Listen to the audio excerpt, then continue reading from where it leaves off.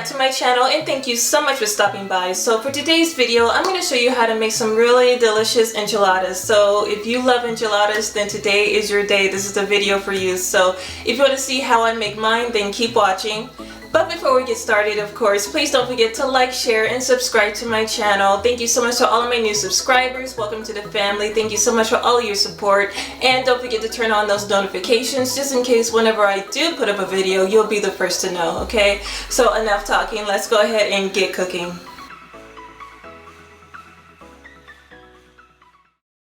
So first I'm going to cook the chicken for the enchiladas, and I really want it to taste really good. So over medium heat I'm going to warm up some olive oil, and I went ahead and I chopped one medium onion and I'm going to add that to the pot.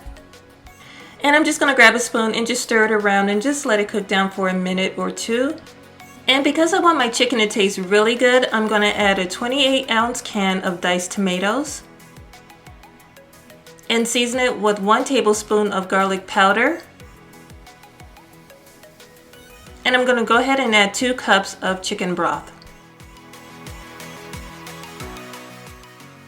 And just to make sure that the sauce is really well seasoned, I'm going to add some sea salt as well as some black pepper. Now off camera, I already cleaned and washed 3 skinless chicken breasts, and I'm just going to submerge it in this tomato chicken broth gravy, and the chicken is really going to absorb all this amazing flavor. So it's going to boil for 30 minutes. And while the chicken is cooking, let's get started making the enchilada sauce.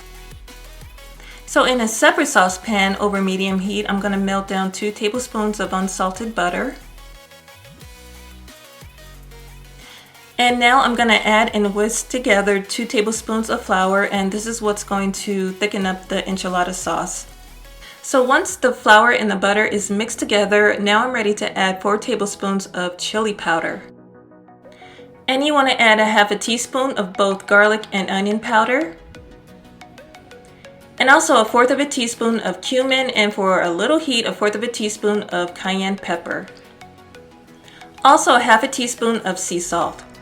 And again, I have my handy dandy whisk, and I'm going to make sure that everything is mixed really well. And I'm just going to continue to whisk in 2 cups of chicken broth.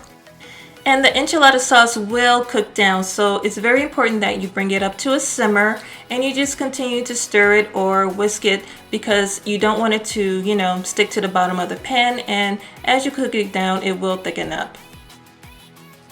Okay, so after 30 minutes of cooking and boiling in that delicious sauce, my chicken is ready to come out of the pot.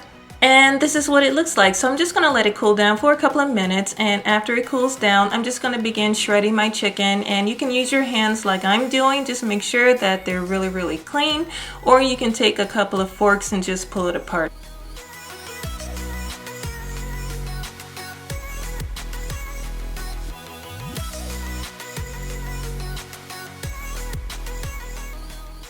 So my chicken is cooked and all shredded up, so let's begin building up our enchiladas.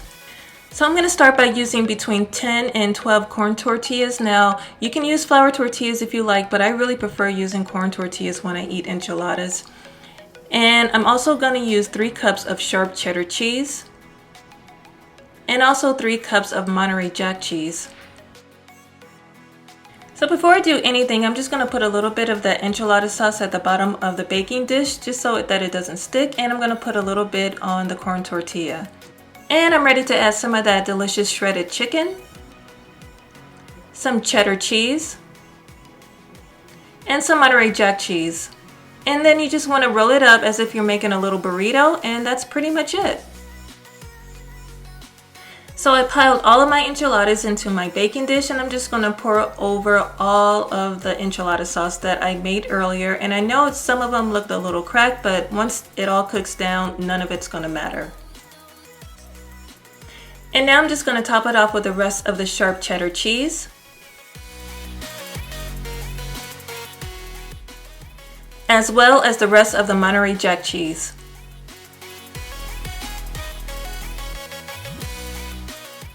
All that cheese is going to melt down. It's going to be nice and cheesy and gooey. So I went ahead and I preheated the oven at 400 degrees, and I'm going to bake it off for 20 minutes.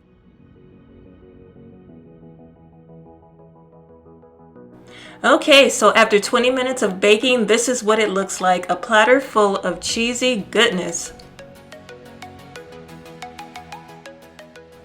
And after baking in the oven, I just wanted to top it off with something green and fresh, like some green onions.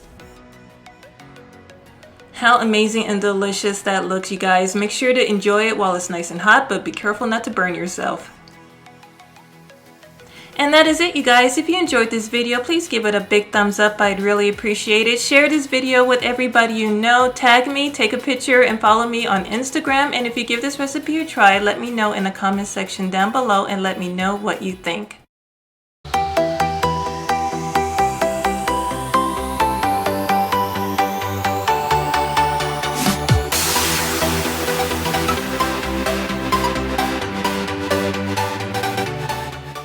Before you leave, don't forget to like, share, and subscribe to my channel by clicking that box you see right there. And if you want to see another video, go ahead and click that box you see right there. Until then, thank you so much for watching. I love and appreciate you all, and I will see you very soon in my next video. Bye-bye.